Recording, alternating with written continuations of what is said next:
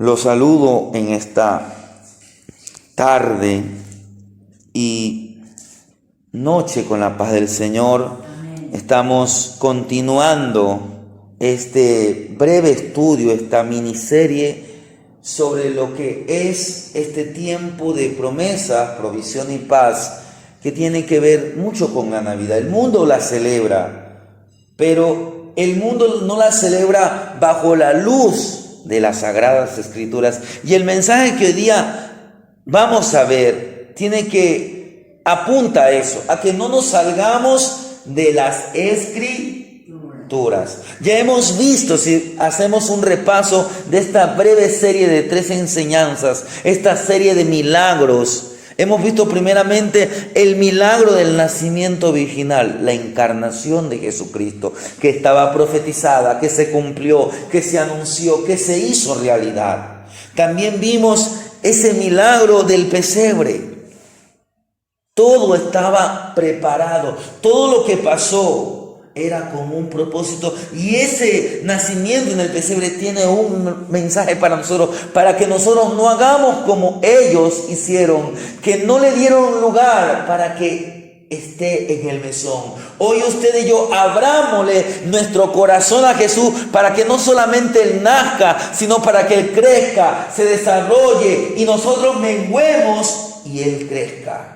¿Qué más? Vimos el milagro de los mensajeros, aquellos ángeles celestiales que trajeron aquel mensaje: gloria a Dios en las alturas y en la tierra paz a los hombres de buena voluntad. Le transmitieron este mensaje a aquellos pastores de Belén. Pero mire, estos pastores que recibieron el mensaje, y también vimos el mensaje, gloria a Dios en las alturas, pero los mensajeros le dieron el mensaje a los pastores, y luego los pastores se transformaron en nuevos mensajeros. Y este mensaje, el mensaje de que un día Cristo nació, el mensaje de que Él un día predicó, de que hizo milagros, de que murió, de que resucitó, de que ascendió, de que está a la diestra del Padre Celestial, se sigue y se sigue cada día anunciando. Ese mensaje no ha muerto, ese mensaje sigue vivo. Hoy nos vamos a centrar en el milagro que fue visto por los magos. El nacimiento repercutió no solamente en Israel, sino más allá de las fronteras de Israel. Usted tiene que saber que estos magos, porque dice en el verso 1, dice: cuando Jesús nació en Belén de Judea, en días del rey Herodes, vinieron del oriente a Jerusalén unos magos. Usted sabe que en el mundo pagano, en el medio común y corriente, a estas personas, a estos personajes, son conocidos como los reyes magos. La Biblia no dice que eran reyes. Ahora, estos reyes, o mejor dicho, estos magos, ¿qué es lo que eran? Estos eran sabios de Oriente.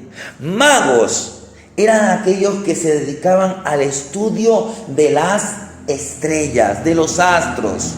Y a su vez, ellos aconsejaban a los líderes de su país. Pero hay algunos enigmas, algunas preguntas que la Biblia no nos responde acerca de estos magos. No sabemos sus nombres ni su número. La gente, por los 3 regalos que dice aquí que ellos dieron: oro, incienso y mirra. Esto hace que suponer que eran 3 personajes, pero la Biblia no dice cuántos eran. Aún yo he escuchado a personas que han tratado de tener más información sobre este tema. Ellos dicen que no era ni 2 ni 3, tal vez eran más de 20. ¿Por qué? Porque esto era una caravana de personas que salían para un viaje largo. Entonces, no sabemos cuántos eran. La Biblia no nos dice. Lo que nos dice que eran unos magos de Oriente. La Biblia no nos asegura, no nos enseña cuándo empezaron su viaje o cuánto duró con exactitud. Lo más probable es que el viaje de ellos empezó cuando apareció esta estrella. Y esta estrella parece que apareció cuando Jesús estaba por nacer. Y parece que el viaje, por lo que podemos leer, cuando usted se pone a meditar, parece que duró casi 2 años. Pero más allá de esto, si duró 1 mes, 2 meses, 3 meses, ellos vinieron con un propósito. Dice el verso 2, porque ahí nos detuvimos en la lectura. Vamos a meditar brevemente hasta el verso 11. Pero dice al final del verso 2, porque su estrella hemos visto en el oriente y venimos a adorarle. Así se llama este mensaje. Su estrella hemos visto en el oriente y venimos a adorarle. Mire, me gusta esa palabra, como ellos dicen, su estrella. No dice la estrella que está anunciando, su estrella. ¿Por qué? Porque Él es el dueño de todo lo que vemos y lo que no vemos. Él es el Rey de los cielos y de la tierra. Él es el creador de todas las cosas. Tal vez ellos no lo dijeron 100% consciente de lo que estaban diciendo, pero ellos le atribuyeron que era el dueño de esa estrella. Su estrella hemos visto y venimos a adorarle. Y quiero que entiendan, mire, vinieron a adorarle y el único que es digno de adoración es Dios. ¿Qué es lo que estaban diciendo? Que ese niño de Belén no era un simple niño, ni siquiera va a ser un simple rey. No solamente que nació para ser rey, Él nació para ser rey. Él es rey. Él es Dios. Eso es lo que ellos están diciendo. Si ellos vinieron a adorarle es porque ellos reconocían la divinidad que había en aquel niño. Entonces, no sabemos cuánto duró su viaje, pero lo que podemos saber es que vinieron de oriente, como lo dice el verso 1 y el verso 2. Probablemente cuando aquí dice el oriente se está refiriendo a lo que es la región de Babilonia y de Persia, lo que en la actualidad son los países de Irak, Irán. Por lo que podemos también entender es que eran de buena posición económica. ¿Por qué podemos decir esto? Porque ellos le ofrecieron oro, incienso. El incienso era algo con decir que lo tenía la gente en aquel tiempo de buena condición económica. Y mirra, que era un tipo de perfume, una especie aromática para hacer perfume. Oro, incienso y mirra. No nos vamos a enfocar tanto en esto porque si nosotros nos pusiéramos a analizar qué es lo que significaba el oro o más en detalle, esto tiene un significado. Pero lo que yo me quiero enfocar en este breve mensaje, primeramente, el primer punto, ¿por qué salieron los magos de Oriente? ¿Qué fue lo que los motivó? Ellos venían de Oriente. Entonces, cuando usted, por la palabra de Dios, usted se habla del Oriente, usted tiene que conocer un poco de la historia de la palabra de Dios, de la historia de Israel. Hubo un hombre llamado Daniel. Probablemente estos sabios de Oriente estudiaron los escritos de Daniel. Mire lo que dice, yo le voy a leer al profeta Daniel en el capítulo 9. Daniel capítulo 9. Los versos 24 al verso 26. Dice así: 70 semanas están determinadas para tu pueblo y sobre tu santa ciudad para terminar la prevaricación y poner fin al pecado y expiar la iniquidad para traer la justicia perdurable y sellar la visión y la profecía y ungir al santo de los santos.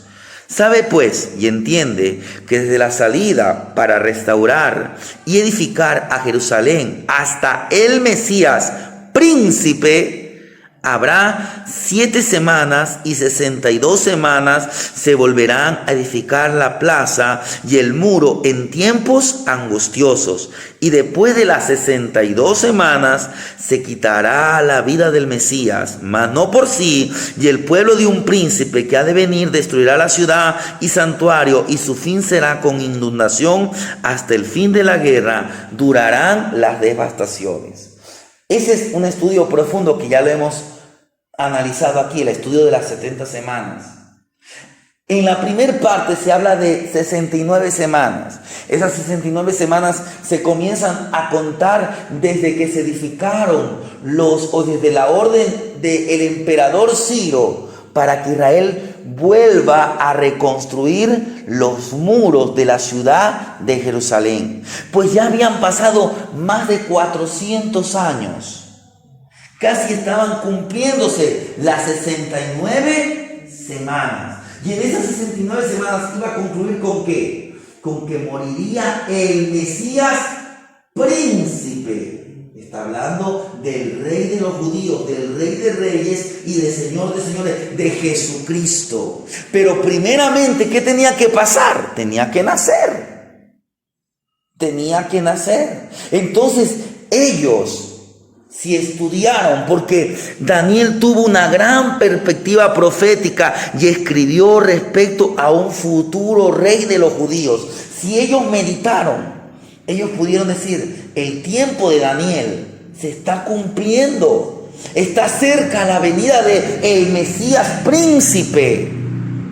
Por eso ellos dicen, Él es el rey, el ungido para ser el príncipe sobre Israel, el futuro rey de Israel.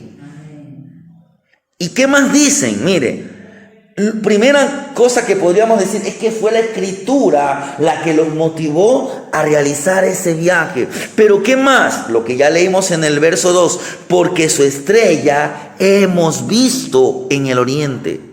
La razón del inicio del viaje de los magos fue, 1, las escrituras y 2, la estrella. Pero esta estrella que usted ve allí ya había sido profetizada mucho tiempo atrás. Dice el libro de Números, en el capítulo 24, el verso 17, Números 24, 17. Esto fue una profecía que dio un hombre pagano, pero Dios lo utilizó, llamado Balaam. En 24:17 de Números dice así Balaam, por motivación de Dios. Fue Dios el que habló. Él lo que estaba era repitiendo lo que Dios le dijo que dijera. Lo verá, mas no ahora. Lo miraré, mas no de cerca. Es decir, el tiempo todavía no está cerca. Saldrá estrella de Jacob y se levantará cetro de Israel, un rey está hablando, y herirá las sienes de Moab y destruirá a todos los hijos de Set. Mire, se levantará, saldrá estrella de Jacob, saldrá estrella de Israel, y este tendrá cetro, será rey. Entonces, mire, estaba profetizado todo. Por eso es que Jesús no vino a abolir la ley, Él vino a cumplir la ley. Él vino a cumplir todo lo que estaba dicho acerca de Él en el Antiguo Testamento. Esa es la prueba más indubitable de que Jesús es el Mesías, porque todo lo que se refiere a su nacimiento, a su crecimiento, a su desarrollo aquí en la tierra, a su mensaje, a sus obras, a sus milagros, a su muerte y a su resurrección, ya estaba profetizado.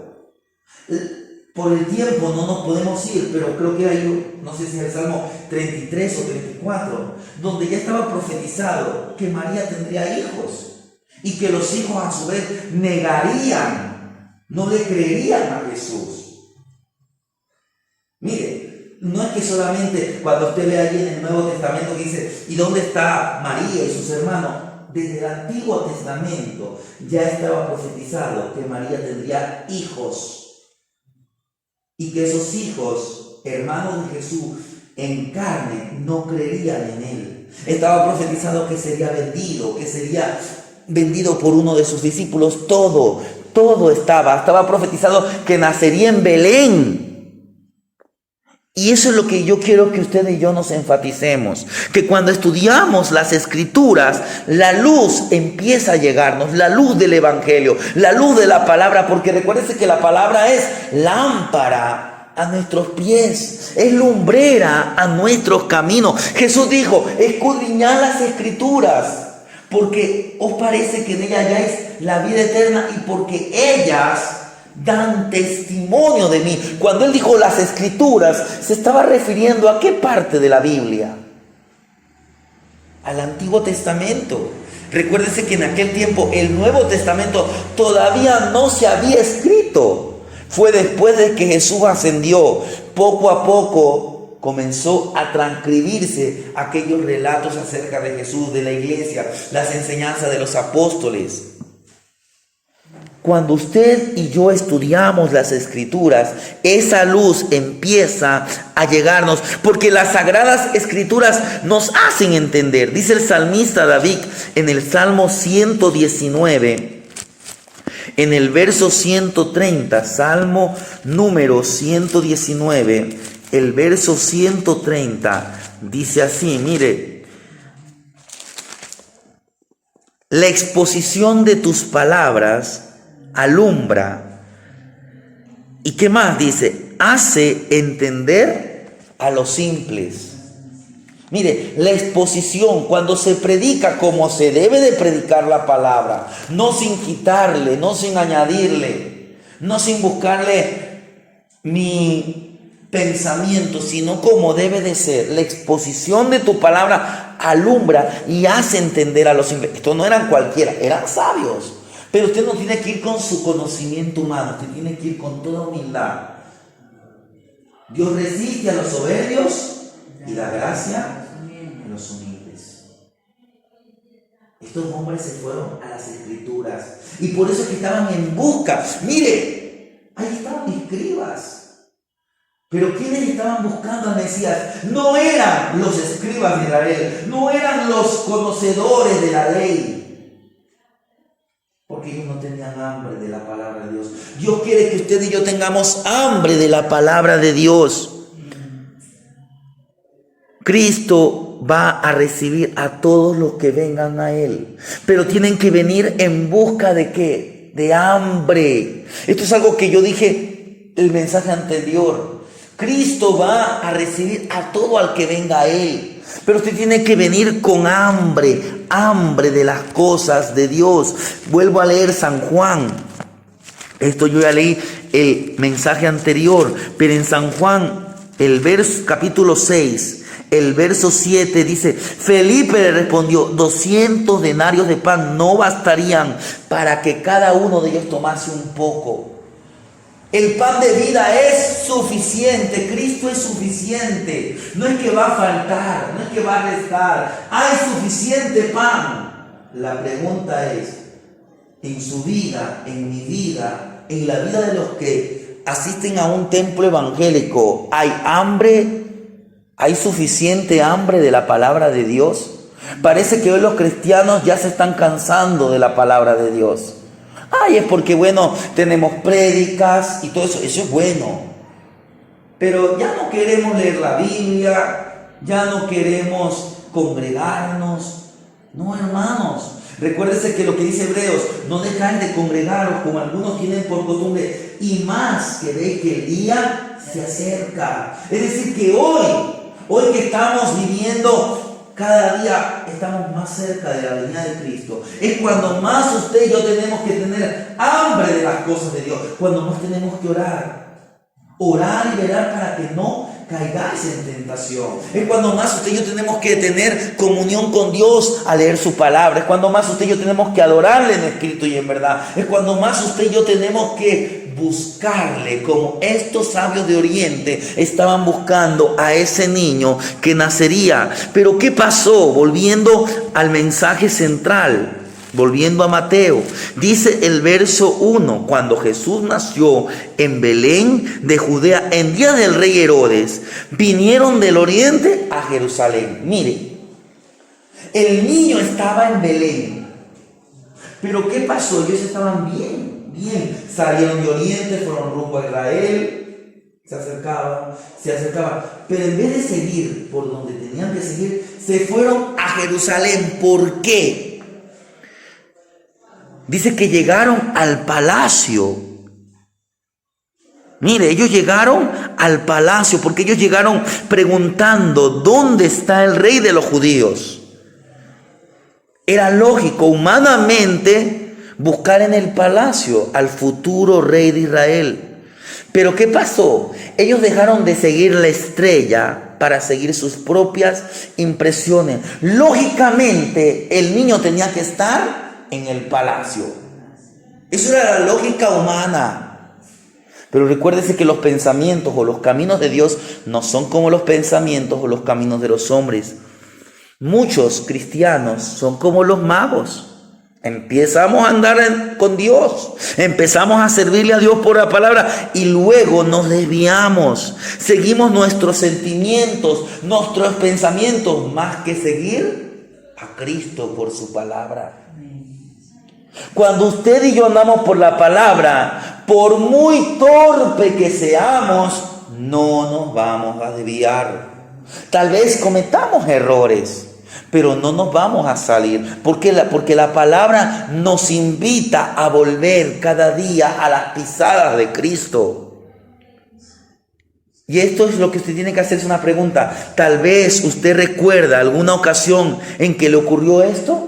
Estaba siguiendo bien, pero algo pasó, se desvió, se salió del camino. A veces los cristianos hoy están desviándose del camino, se están saliendo de la senda, están dejando de servir a Dios, están buscando a Dios en otro lugar. Cuando usted y yo tenemos que buscarlo es en su palabra, por su Espíritu Santo. Hoy estamos miércoles, el día lunes tuvimos una reunión, la última reunión virtual con el ministerio.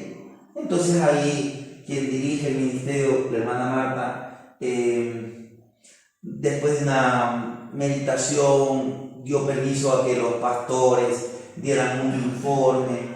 Y en algunas cosas que los pastores, no fue solamente uno, algunos dijeron algo.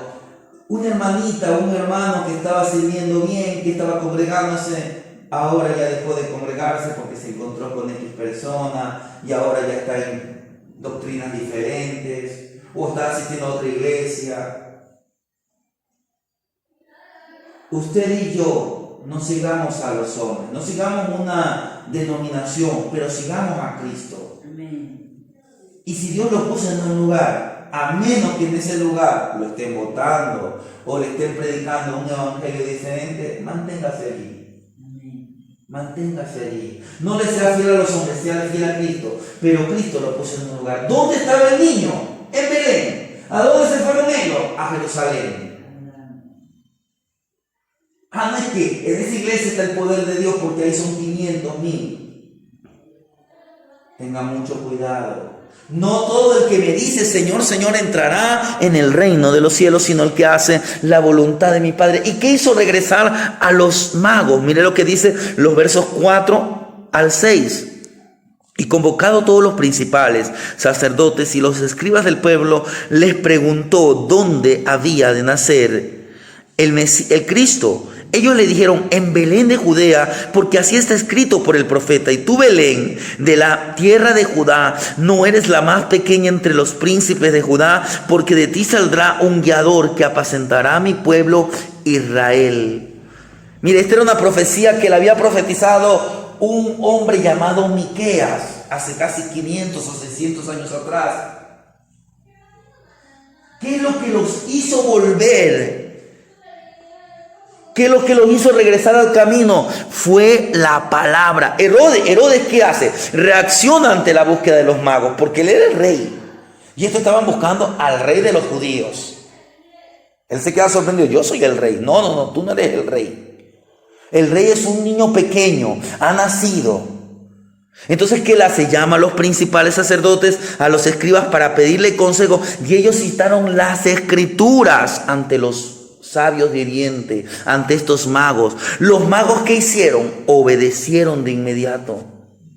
A veces usted y yo nos estamos desviando, pero si viene alguien, escuche escuche lo que le voy a decir. Estos escribas eran meros religiosos, pero citaron las escrituras. A veces usted está mirando al hombre, pero si el pastor o el hermano vive la palabra, pero si le cita la escritura, y la escritura le está a usted amonestando.